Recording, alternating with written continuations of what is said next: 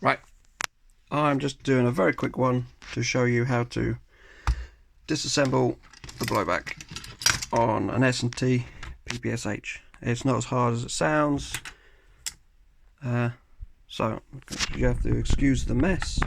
I'm trying to make a WE-M14 high cap, so yeah, you have to bear with the mess. 7.4,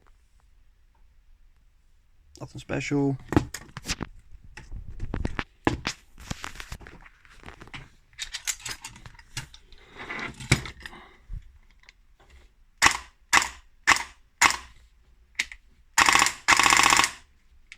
So there's that working.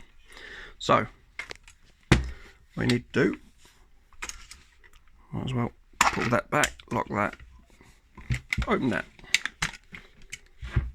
So the bit you're looking at, this bit here, right?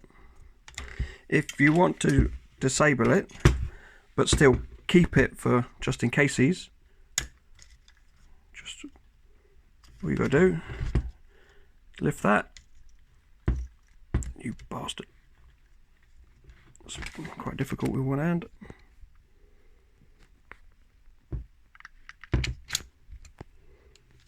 Just lift that over that, push that all the way back there.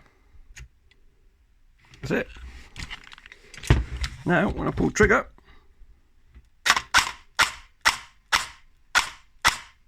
don't move. It's still there. Yeah. One drawback is you will have to remember, if you want to split this, you have to hold that back. You do not hold that back, you will bend this, that bit there, and this won't move. Yeah. So just lift it. It's a lot easier with two hands. Just lift that over that bit. There should be enough clearance, where there is on mine anyway. And there you go. That's that. If you really want to get rid of it, take gearbox out, just loosen the screws. You don't have to undo the screws, just loosen them until you can split this enough so that this just pings out.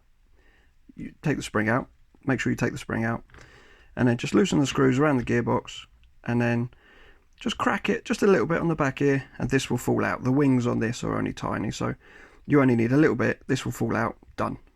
But like I said, when you want to close this, this will hit that. So if you want to put it on safe, you're going to have to lift it back over to put it back on safe to shut that. It's what I tend to do is, if I need to open this up for whatever reason, I'll pull this back a little bit, put my finger there, crack it on the back, and then as soon as the hop chamber is lifted past, you can just let go and it'll ping, and then you can do whatever you need to do. Yeah, it's that easy, and it's back to shooting. So yeah, just make sure you pull that back if it's not on blowback, and yeah, that's it. Just that little piece there. Hopefully, unfortunately, this is about to be sold.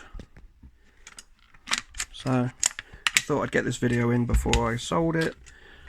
I'm on to some better things. So I've had this for a couple of years now, so it's time to play with some new toys. Yeah, as I said, I'm trying to make a WE high cap. It's getting there. I've just got to make room for this in this bit. But yeah, this is going to be quite good, hopefully. And I've not had to cut the mag at all, apart from my little, that just pushes in there. Make sure that's seated. There's my high cap wheel. I'm unsure what I'm going to do with the tab. It's not really doing anything. Well, at the moment it's stopping this from falling out, but we'll see.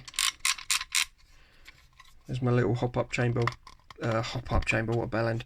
That's where I'm just going to fill the high cap, because obviously when that bit's in, that's just a bit of alley with a rubber gasket, hose fitting, and then I've got a macro line off one of my old paintball guns, and fitting for my HPA. Yeah, and, it needs a little bit. It's a bit tight because of the hose bit. I haven't modified it after installing the hose, but yeah. And that's about 120 rounds. So instead of it being 20, I've got 100 more. So yeah, that'll be fun if that works. Well, that's it. Any comments? Let me know, and I'll try and answer them as best I can. Like I said, probably this weekend this is going to be sold. So yeah, that's it. See you if something else comes up, I guess.